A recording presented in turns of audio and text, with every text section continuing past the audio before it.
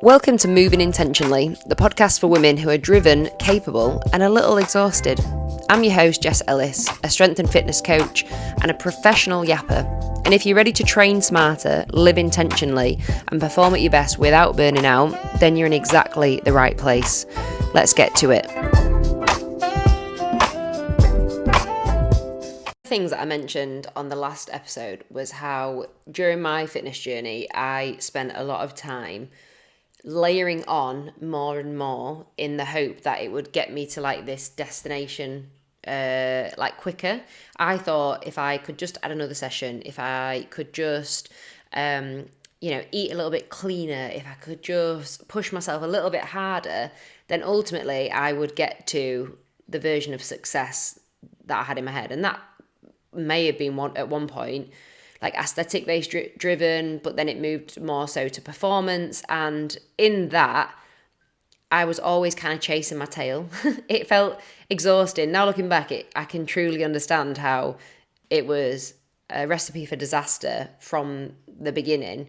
But if someone had told me that, I actually don't know if I would have listened. You know, if someone had sat me down and said, if you carry on going this way, I don't think you're going to get to where you want to be. I think it was one of those things that it felt like I needed to experience it first. It was like, yeah, all right, what do you know? You clearly don't want this enough. I'm obviously, how naive as like a young 20-year-old. I obviously have got what it takes to push myself further.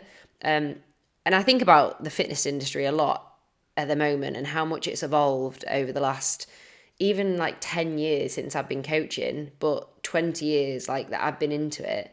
And it just seems to ask more and more and more of us. Whereas if I'm totally transparent, the biggest leaps that I've had in my own health and fitness have been when I've stripped it back. And I don't mean just by doing less, I mean by being more intentional. And I think this is why the podcast name is going to resonate so much, because it always comes back to that for me, for my clients, is how can I make this more intentional for myself? How can I bring my clients' views so that they are prioritizing what matters for them? Like, how can we make it intentional for them? Like, it means something. It's always going to come back to that. Because intentional within our health and fitness beats the random stuff every time. So let me give you a bit of an example. If you are somebody who is just getting into your fitness and you start out by going to like a CrossFit class or like a High Rocks class or whatever it might be, and you go to one or two of them and you're really enjoying it, and you just think, well, I'll just do like loads more of those, because obviously more is better, and the more training frequency I apply, the greater the stimulus. Maybe not considering other parts of your life, because you might already be at your capacity by going 2 sessions a week with working a shift, running a household. But you're like, if I want to get that bit further, I need to add another. But the problem with that is if we're always adding and layering more on without looking at you as a whole person, it is a recipe for disaster. It's that thing that I said about at the beginning. So when I think about my own experience with this over the years, I used to, like I think I mentioned on the last one, I was into CrossFit between like 2015 to maybe even earlier, 2014 to like 2016, 2017, maybe when I got back from traveling. I kind of teetered off then. But I had a good few years where I was like proper in it, and I thought more was better. So it started off for me just going to an occasional class. Then I started to go to more. Then I started to try and do a session in the morning and a session in the evening, because I was under the impression from some people around me too, that if I did that, that would move me on further. I would get stronger. I would get fitter. I would get more results. I would be leaner. I would be whatever, insert goal. But what it actually ended up doing was just making me more exhausted, more underfueled, because I was requiring more energy and I wasn't eating enough, and constantly injured. I was like chasing my tail with injuries. I was like the girl in the gym with all the, like the sports tape on, just hanging together by a piece of thread. Has anyone seen that meme where it's like, Mary, I think you should sit this one out, and it's like a woman about to start a triathlon and she's more tape than skin. That was me. I was Mary. But yeah, it's just one of those things that you kind of have to realize that that can't be a sustainable way of like living, basically. And with the frustration that comes with that is you almost feel like you're doing everything right. You feel like surely just more is what it takes to get somewhere.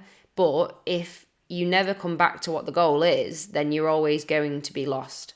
So I think that's one of the issues that I struggled with is I just thought I wanted to be fitter. I wanted to be stronger. And that's why when I work with my clients, if they say that that's their goals, which is a total normal goal, by the way, it can be vague in the beginning, but you almost need to get to the bottom of it a little bit more because otherwise you are just chasing quite a loose thing.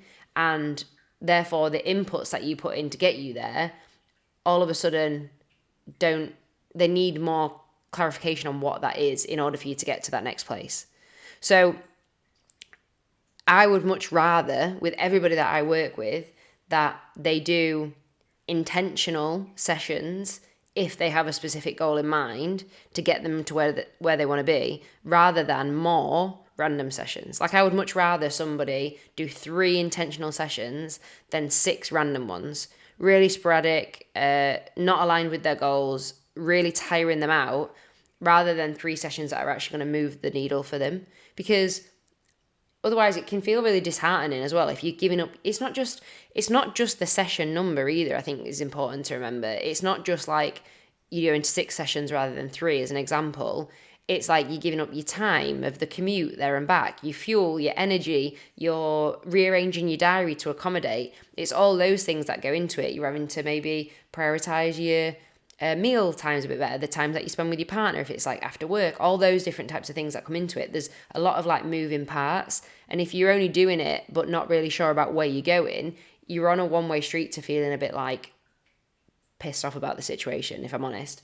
And that's not what I want for anybody. I don't want anyone to feel like frustrated by fitness, because especially if the game is for us to do this forever, like if you want your fitness experience to be like, yeah, I keep doing this, I keep training, I keep staying fit, then I want to reduce the amount of frustration that people get with fitness as possible.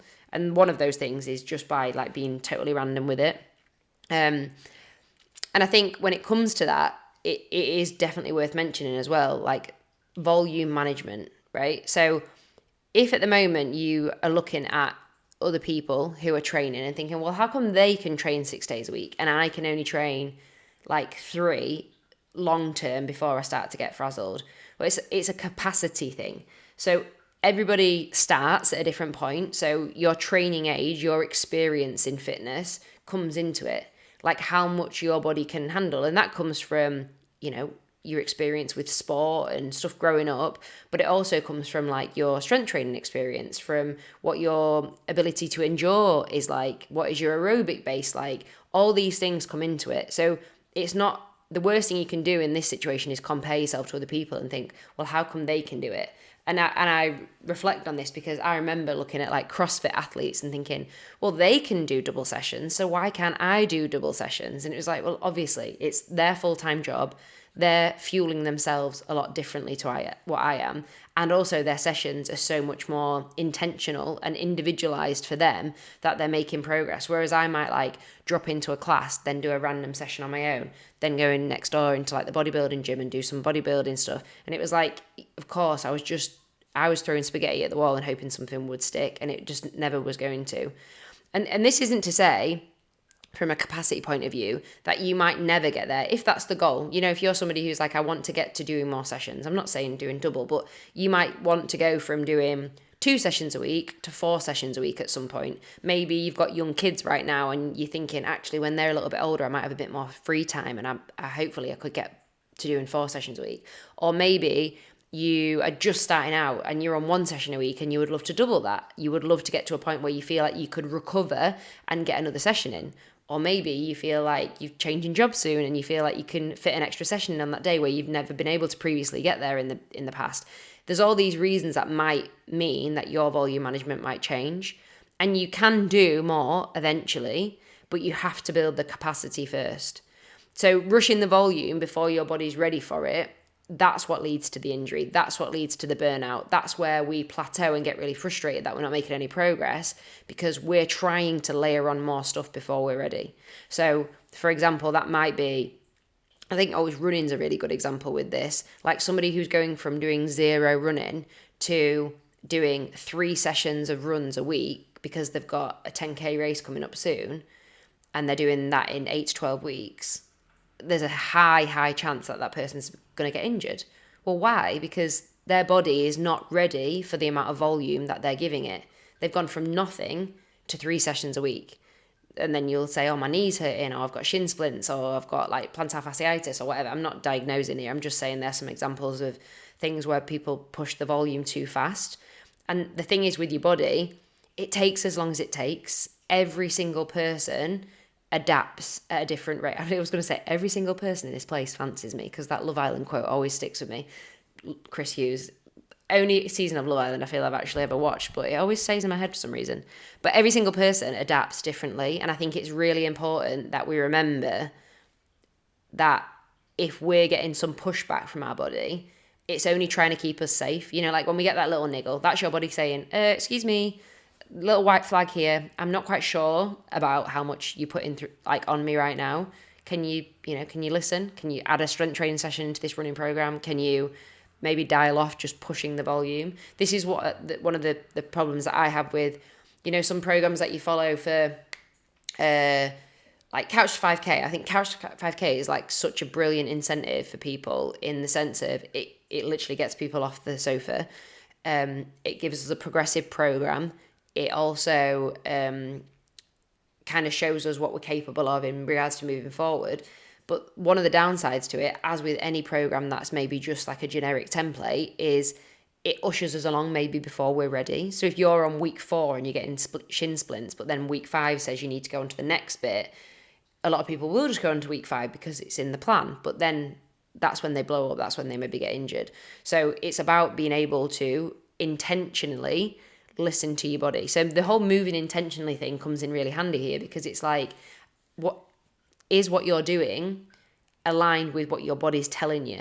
And that's why when I work with my clients, I'm often like asking them in the notes, like, how does that feel? And sometimes people might be like, it's a little bit woo-woo, I just want the data, well, I ran 5K and I did it in 35 minutes and it's like, yeah, cool. How did you feel?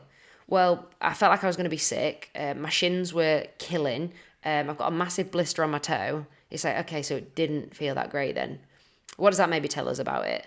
Because that should then be the information that informs the next iteration of, rather than me saying, well, you've just done 2 weeks.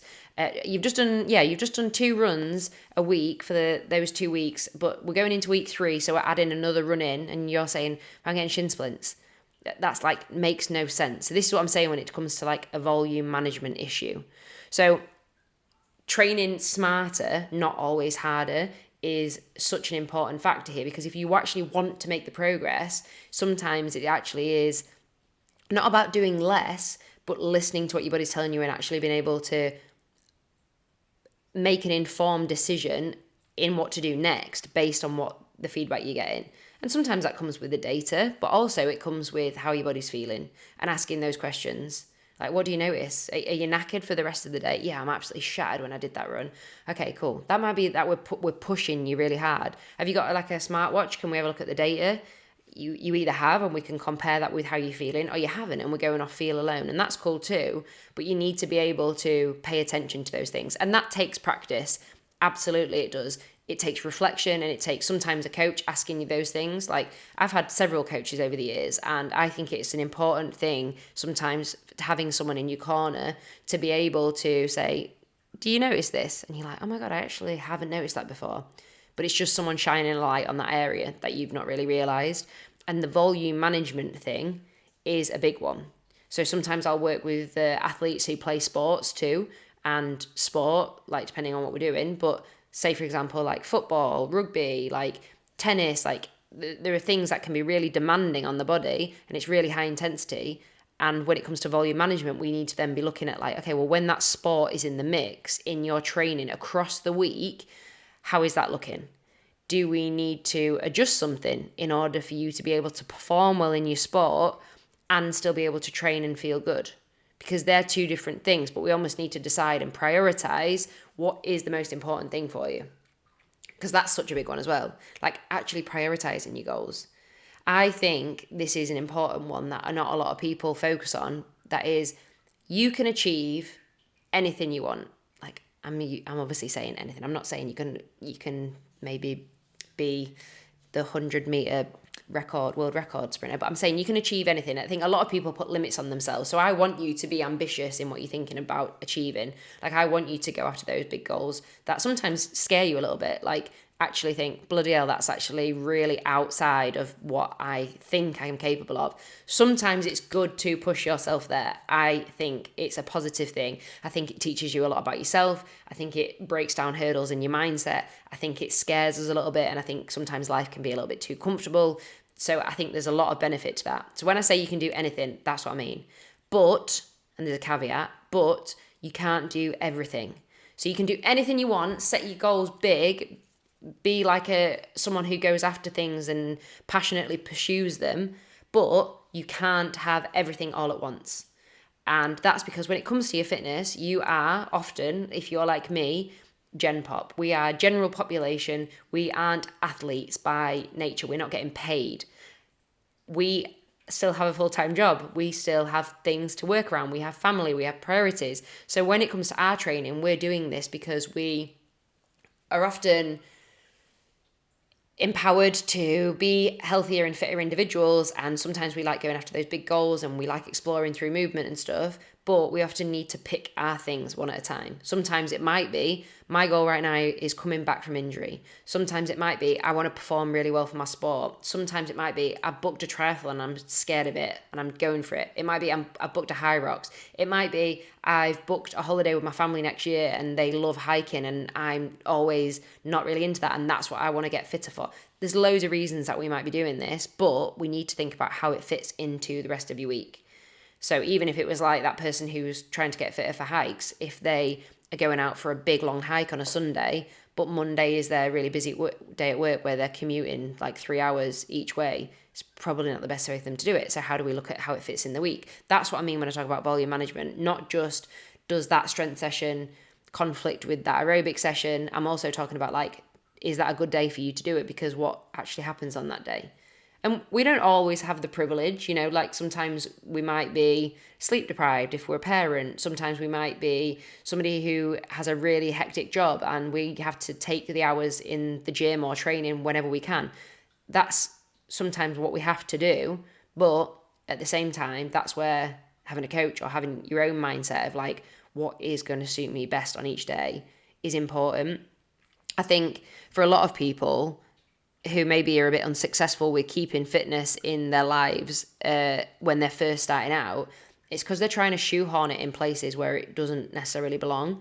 And I mean that in the nicest way of, it sometimes just takes a bird's eye view of being like, well, if you hate going to the gym on a Monday night and you have other options, why are you trying to make yourself go to the gym on a Monday night when you've got other options? There are some people who don't have options, but that's what I'm saying is like just being a bit kinder to your own diary sometimes, and all it takes is like one switch, and then we're like, oh yeah, why was I forcing that when I didn't need to? I think that's really important.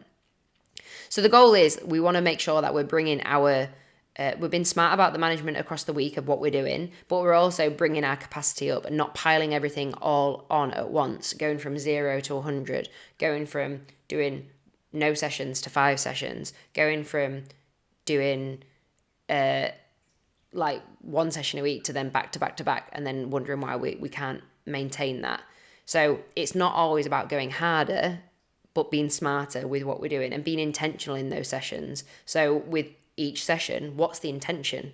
Well, this session is my full body session, and at the minute I'm working on my squat, and actually on that other session, that's my second session of the week, that's my aerobic development because I'm trying to get my fitness up a little bit. And then on my third session, actually it's my hinge focus session, but it's a full body. You see what I mean? Everything has an intention. It's not just like we're just going in and winging it. Make it make sense. And then the other thing that I think about a lot, and I have been thinking about it a lot lately, is this optimisation culture that we're in. And I think everybody's aware of it. Like Stephen Bartlett spoke about it on the Diary of a CEO, and how a couple of glasses wine made him the least optimal podcaster in history. Well, I would be screwed if it was based on like I had a couple at the weekend. So God, shoot me. It's just it's got to a point where it's like stupid, and we're always layering on more and more and more. And it goes back to what I said about at the start of the podcast, like whether it's training sessions or something else, it's like we've become a bit obsessed with this optimal version of ourselves. And one of the things that I always think we need reminding of is we are not in a perfect balance. Like our body right now is, there'll be certain things where like one level's trying to come up against another. Your white blood cells will be fighting like a little bit of a sniffle that you've got going on. There'll be your temperature might be a bit higher, so your body's trying to regulate it, and maybe you're sweating a little bit more. Like it is never in perfect harmony. There are always things competing to bring it to a place which is like within a range. And I think that's what we need to think about when it comes to our life, is like we want to try and operate within a range that feels good for us, where we feel like we can still make progress, but also live our lives. Like, oh my God, like if I lost sleep, which I have done before, probably at some point in my like tragic, obsessive era, like over grams of protein, amounts of steps, like sleep quality, like we've lost the plot. We genuinely have lost the plot. It's taken us further and further away from connection and an opportunity to actually listen to what our body's saying, all for the sake of like a number that nobody will ever actually see. You know, like, oh, I actually have hit my 10,000 step goal for 690 days on the trot. It's like, who cares? Nobody cares, right? What I do care about is if you said to me, do you know what, every single morning, Jess, I actually try to prioritize getting outside, just getting a bit of fresh air, because I spend a lot of day on my computer. So I know that's really important for my mental health. I know that like getting away from a screen is really good for my eyesight. I know it's good for my circadian rhythm because it helps me sleep better on a night time. But also, I just love that time in the morning. It's so quiet when I go out. I'd probably spend the first 10 minutes just listening to like, I don't know, I'm getting old, I'm in my 30s. I'm listening to the birds. And other times just think, oh, I'm going to put on a good podcast I've been saving, moving intentionally for this exact reason. I've been saving this podcast for this exact reason. And it's just so nice just to get some like time outside, like just for me. Like I'm a busy mum, or I own a business or whatever, insert your thing. And that matters so much more to me. Like that, I would think that's so much more impressive than you telling me you've got 690 days on a 10,000 step goal. I'd be like, that's so cool that you prioritize that time for you every single morning. Like, wow, I am like not impressed. It's not about being impressive, but I'm almost in awe of the intention that takes for you to do that most of the time. And there'll be days that you don't, where it's raining or there's a thunderstorm or whatever, you get out of bed late, whatever. There will be days. But this is what I mean. It's not about forever optimizing. It's like, yeah, I do that most of the time. Sometimes I don't, but most of the time I do. And that's quite a nice feeling that my body recognizes that those steps that I take every single day benefit my health. Not steps, but the steps that I take benefit my health. Sunlight on my face, time to myself, like learning something new, fresh air, like those things. That's what I mean when I say like this slower taking it back to yourself still has the same meaning. Like it still is the same thing, but without the number, without the optimization thing. And as a result, you probably feel like more energized. You'll probably have more output today. So it doesn't have to be about like my productivity rate went up this and this. It's just like I just feel better. I feel better in myself. And surely that's what it's all about. Like that is what it's all about. And that hustle mentality, the hustle culture, I think I chased that for so long, and it was draining, is exhausting. And sometimes I have to catch myself in it every now and again, because I think my personality trait often takes me to that way of thinking. But it's almost like I need to be able to switch between those gears. And I mentioned this a lot last week, and that's the whole point of this podcast. I want to encourage you, should I say, to pursue the things that matter to you with like loads of like gumption. Is that a word? I think it is. I've just made it up. Like loads of like oomph. Like I want you to go after the things that really matter to you with a hell of a lot, like a lot of welly. I want you to really feel it. But I also want you to realize that you don't need to pursue the things that don't matter to you just for the sake of the world that we live in right now that's telling us. Like, I want you to find the things that matter to you. And I think this is where, like, a lot of the things that I talk about with my clients in that initial consult is like value-based coaching. Like, I want to know what matters to you. What gets you out of bed in the morning? What's the first thing you think of? Like, there was obviously these wildfire scares recently where I live. It's like, what's the thing that makes you think, oh my God, if there was a fire, that's the thing I would save? What do you care about? What makes you think you want to work hard for, I don't know, like the money that you can spend on your family, or the reason that you want to stay healthy? Like, what are those things? Like, that's the stuff that matters. Because if you can like attribute your health and fitness goals back to your values, you will always be so much more fulfilled, but also do this for a much longer period of time. And isn't that the goal, right? Long-term sustainable fitness. Like, I think I've mentioned it loads on social media before, but one of my big ones is that I want to be able to say yes to as much as I can. I love being able to just go out on a whim, like do a new hobby. Like, since I've been in Sheffield, played paddle a lot more. Like, it's nice knowing that my body can like run around for an hour and I can swing a racket and I'm not going to feel too sore for it tomorrow. I like being able to say yes to being able to do big challenges. That ultra I did at the start of the year, I prepped for that it was about 11, 12 weeks, which for me is on the shorter side. I would have liked longer, but I didn't know about the place until last minute. So I would have probably given myself much longer, but it was nice knowing that I could go from that place to do an over a 50k race in 11 weeks because I'd already got my body to a place where it felt good. That's a big value of mine. So attributing it to your values really is a big one.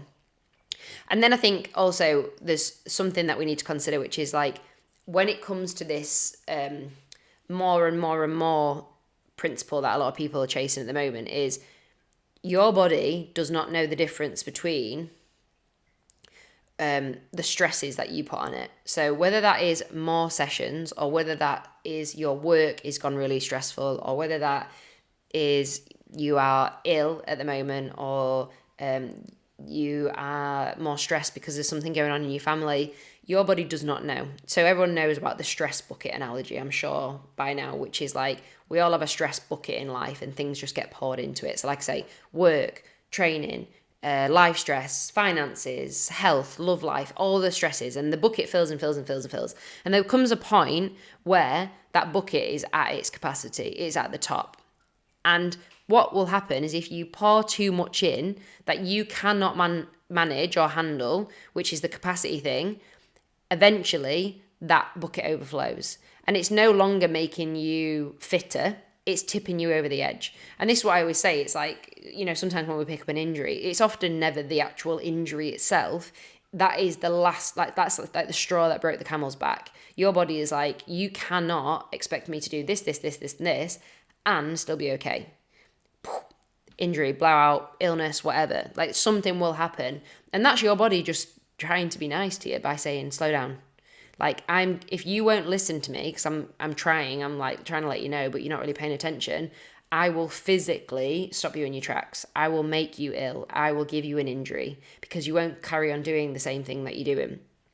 Stress fractures, like the shin splint thing I mentioned earlier, getting ill, lowering your immunity. Like these are the things that your body's trying to give you some sort of signal to pay attention to. And that's the problem with this more and more and more thing, is if we don't get good at realizing what those signs and signals are like before it's too late, we go through these reoccurring patterns of illness, of injury, of stress, of poor mental health, because we're not paying attention. And I'm not saying that's always the reason. Example, with mental health, I'm aware that there's obviously clinical reasons as well, but I'm saying the stress bucket never lies. It's filling up, but there's loads of stuff in there. And that's why it's our job to try and be a bit more switched on with like, okay, am I looking after myself in the right way? Am I putting too much of myself right now? Am I underselling myself? Do I need to push on a little bit more? That's the questions that I want you to get really good at asking. And hopefully this podcast is going to really help shape that for you. And it's not about doing less forever. That's the thing. It's about being smart with what you are doing right now and meeting yourself where you're at. And sometimes that might be on a specific day, and sometimes it might be across the week, and sometimes it might be across the month. If you, for example, know that you've actually got a really chill time at work, there's a really quiet period, you might feel like it's a really good time to like up your training a little bit. There might also be times where you're like, oh my God, today is so stressful. I've got X, Y, and Z meeting. Probably not the day to try and go for a 5K PB when your stress is already really high. Like your body's like, whoa, whoa, whoa, the volume's high. You're sleep deprived. You've had like 5 big meetings at work. Is this the time for us to push on? It's paying attention. And that's where effort and like intensity are 2 things to be able to distinguish between, as well as the intention of your sessions. So going into the session and thinking, so yeah, it says I'm supposed to push on for like a deadlift, like 3 rep max today, but based on how I'm feeling, I don't know if that's the smartest move. And any decent coach, by the way, if you're working with somebody, will say to you like, I respect that decision. Like, I know you know your body better than I know your body. It's my job to be able to coach you through those situations of like, if I think you've got a little bit more to give, if I'm noticing a pattern where it's like, oh God, it's always at this day or this time every month, this seems to occur, then that's the conversation we have around moving your program to make it more suited to your lifestyle. That's where individual programming is like top tier, really. And I think with the Moving Intentionally podcast name, it ties really well into this week's episode, which is if you aren't being smart about what you're doing, you're not even moving anymore, never mind intentionally. So you might find yourself plateau or go backwards because you're facing an injury. But also if you're not being intentional, then what are you doing? Because this is where there's like a difference between like exercise and training. Like exercise, you could just say like, I go to a class and I have fun and it's a social element and that's the goal of the session and it's fun, but it might not be intentional in regards to getting you stronger or specifically moving you towards a goal. If you said, oh, I want to get really good at pull-ups, but I'm going to Zumba, misalignment. If you're saying, I really want to get fitter, but you're not doing anything to get fitter except just hammering yourself day after day, then there's a misalignment. So it's just seeing how these things, like not necessarily opposites, but how we can find your middle ground. And that's important. So I want you to think about this today. This is the thing I want you to like take away. I want you to think about where in your training right now are you maybe adding more volume than you need to, or where are you following through with habits which you've always done, which is maybe just pushing on, or maybe not doing enough, rather than being intentional with what you need in this next step of your journey. That is the important thing I want you to take away. And I want you to let me know. And if you've liked this week's episode, I want you to share it on your stories, tag me. I loved hearing you from the first week. So really, really do appreciate all the feedback and the shares. And if you are interested in coaching with me, the Build program is opening this week. So if you're listening to this live this week, the episode is for the second week in August. I've got the Build program is my 6-month coaching offer, which you can work with me on a one-to-one basis. And it goes live this week. So please keep an eye on Instagram and I will be keeping you all posted. And I will speak to you soon.